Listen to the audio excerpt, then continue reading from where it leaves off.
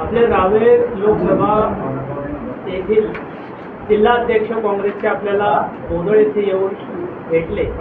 काय चर्चा झाली या संदर्भात आपण काय सांगणार आहोत? नुकत्याच काँग्रेस पक्षाच्या संघटनात्मक बदलांमध्ये रावेर लोकसभा क्षेत्रासाठी नवीन जिल्हाध्यक्ष म्हणून माजी आमदार आदरणीय श्रीदादा चौधरी यांचे चिरंजीव युवा नेतृत्व आदरणीय धनंजय दादा चौधरी यांची जिल्हाध्यक्ष म्हणून नियुक्ती झाली. नेहमीप्रमाणे काँग्रेसमध्ये काही वर्षानंतर बदल केले जातात आणि बदल हा निसर्गाचा नियम आहे. बदल केल्यानंतर नवीन उत्साह, नवीन उमंग हे कार्यकर्त्यांमध्ये तयार होण्यासाठी धनंजय चौधरी यांची एक युवा जिल्हाध्यक्ष म्हणून नियुक्ती पक्षाच्या वतीने करण्यात आलेली आहे. त्यानिमित्त संघटन मजबूत करण्यासाठी धनंजय दादा यांनी आज बोदवड तालुका येथे पक्षाची तालुक्याच्या मीटिंग पक्षाची इथे लावली आणि संघटन कसं वाढवलं जाईल, युवकांची शक्ती पक्षाच्या माध्यमातून कशी संघटित केली जाईल आणि काँग्रेससाठी चांगले दिवस कसे आणता येईल या संदर्भात संपूर्ण श्रेष्ठ नेते मंडळींसह आज इथे चर्चा करण्यात आली आणि काँग्रेसचं तळागाळापर्यंत बूथपर्यंत नियोजन करण्याचं काम आज या ठिकाणी करण्यात आलं. आपले रावेर लोकसभा येथील जिल्हाध्यक्ष काँग्रेसचे आपल्याला बोदळ येथे येऊन भेटले. काय चर्चा झाली या संदर्भात आपण काय सांगणार आहोत? नुकत्याच काँग्रेस पक्षाच्या संघटनात्मक बदलांमध्ये रावेर लोकसभा क्षेत्रासाठी नवीन जिल्हाध्यक्ष म्हणून माजी आमदार आदरणीय श्रीदादा चौधरी यांचे चिरंजीव युवा नेतृत्व आदरणीय धनंजय दादा चौधरी यांची जिल्हाध्यक्ष म्हणून नियुक्ती झाली. नेहमीप्रमाणे काँग्रेसमध्ये काही वर्षानंतर बदल केले जातात आणि बदल हा निसर्गाचा नियम आहे. बदल केल्यानंतर नवीन उत्साह, नवीन उमंग हे कार्यकर्त्यांमध्ये तयार होण्यासाठी धनंजय चौधरी यांची एक युवा जिल्हाध्यक्ष म्हणून नियुक्ती पक्षाच्या वतीने करण्यात आलेली आहे.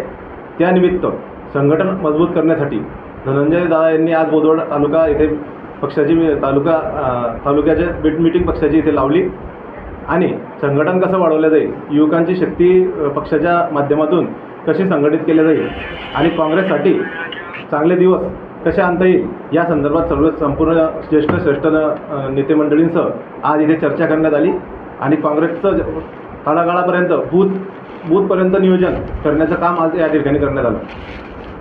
दादा, आपण पक्ष बांधणीच्या संघटनात्मक पद्धतीने मुक्ताईनगर तसेच बोदवड आपल्या अंतर्गत असलेल्या भागातून आपण फिरत आहात, दौरा करत आहे. काय सांगणार दादा? खरं तर हा दौरा थोडक्यात आटोपणार होता, पण सन्मान्य तालुकाध्यक्षांच्या विनंती खातर, त्यांच्या मार्गदर्शनाखातर हा छोटेखानी कार्यक्रम तिकडे त्यांनी आयोजित केला सत्काराचा. आज इकडे येऊन खरंच तर मन भरावून आलेलं असं प्रकारचं जरी म्हटलं तरी कमी होणार नाही.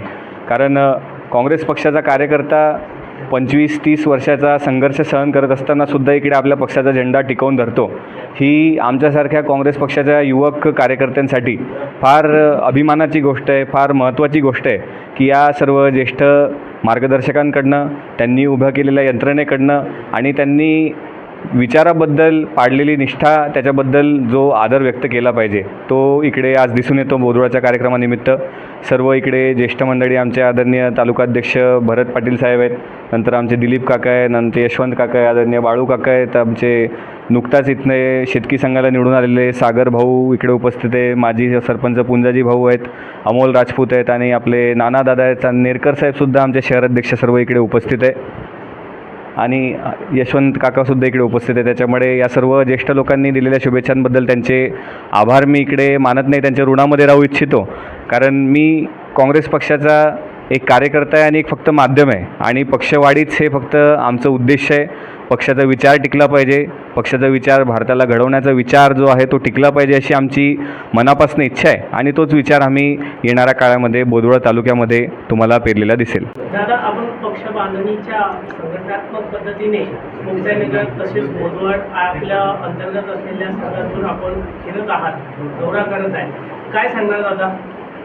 खरं तर हा दौरा थोडक्यात आटोपणार होता, पण सन्मान्य तालुकाध्यक्षांच्या विनंती खातर, त्यांच्या मार्गदर्शनाखातर हा छोटेखानी कार्यक्रम तिकडे त्यांनी आयोजित केला सत्काराचा.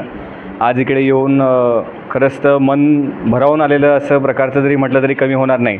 कारण काँग्रेस पक्षाचा कार्यकर्ता 25-30 वर्षाचा संघर्ष सहन करत असतानासुद्धा इकडे आपल्या पक्षाचा झेंडा टिकवून धरतो, ही आमच्यासारख्या काँग्रेस पक्षाच्या युवक कार्यकर्त्यांसाठी फार अभिमानाची गोष्ट आहे, फार महत्त्वाची गोष्ट आहे की या सर्व ज्येष्ठ मार्गदर्शकांकडनं, त्यांनी उभं केलेल्या यंत्रणेकडनं आणि त्यांनी विचाराबद्दल पाडलेली निष्ठा, त्याच्याबद्दल जो आदर व्यक्त केला पाहिजे तो इकडे आज दिसून येतो. बोधोळाच्या कार्यक्रमानिमित्त सर्व इकडे ज्येष्ठ मंडळी, आमचे आदरणीय तालुकाध्यक्ष भरत पाटील साहेब आहेत, नंतर आमचे दिलीप काका आहे, नंतर यशवंत काका आहे, आदरणीय बाळू काका आहेत, आमचे नुकताच इथले शेतकी संघाला निवडून आलेले सागर भाऊ इकडे उपस्थित आहे, माजी सरपंच पुंजाजी भाऊ आहेत, अमोल राजपूत आहेत आणि आपले नाना दादा आहेत, नेरकर साहेबसुद्धा आमचे शहर अध्यक्ष सर्व इकडे उपस्थित आहे आणि यशवंत काकासुद्धा इकडे उपस्थित आहे. त्याच्यामुळे या सर्व ज्येष्ठ लोकांनी दिलेल्या शुभेच्छांबद्दल त्यांचे आभार मी इकडे मानत नाही, त्यांच्या ऋणामध्ये राहू इच्छितो.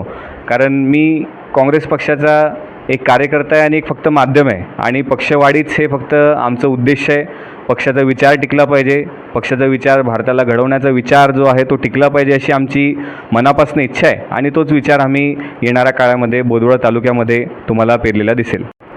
ते विचारधारणेचा पक्ष पाहण्याच्या दृष्टिकोनातून आज बोधोळची जी पाण्याची समस्या नेहमीप्रमाणे आहे, ती पाण्याच्या समस्येसाठी बरेचसे प्रश्न गहन झालेले आहेत. अद्यावत आलेली सरकारसुद्धा तो प्रश्न सॉल्व्ह करू शकला नाही. त्याबाबत आपण काय सांगणार आजच्या मीटिंगच्या माध्यमातून?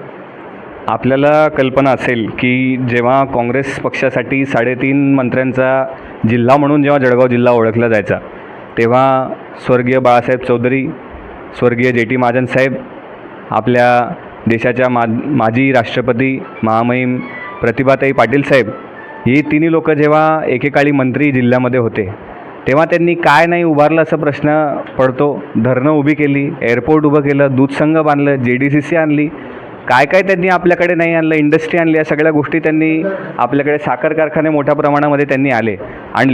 आणि मागच्या 12 वर्षापासून आपण जेव्हा पाहत आहे की भाजपची सरकार जेव्हापासून इकडे सलग आहे, तेव्हा या सगळ्या गोष्टी अक्षरशः ठप्प झालेल्या आहे, बंद पडलेल्या आहे. बोधवळ तालुक्याचा पाण्याचा प्रश्न काही नवीन नाही. बोधवळ तालुका त्या संघर्षाची फार मोठ्या काळापासून तो झुंज देतो आहे आणि आताचे सत्ताधारी पण 12 वर्ष सलग सत्तेमध्ये असताना प्रश्न असा पडतो जनतेला की 12 वर्ष नेमकं यांनी जनतेसाठी काय केलं, फसवणूक केली की काय केलं, अशा प्रकारे प्रश्न जेव्हा निर्माण होतात तेव्हा बोटं जी ती सत्ताधाऱ्यांकडेच गेली पाहिजे आणि जातातसुद्धा.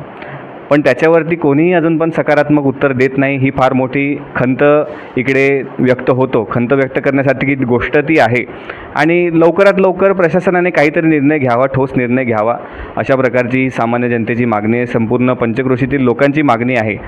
धरणं काँग्रेसच्या काळामध्ये मोठी झाली आणि काँग्रेसनी एवढं मोठं सगळं जे योजना उभी केली, पाईपलाईनची योजना, मला वाटतं ODA योजना, काँग्रेसच्या काळामधली ODA योजना जी आहे ती बोधवळ तालुक्याला इकडे लाभली.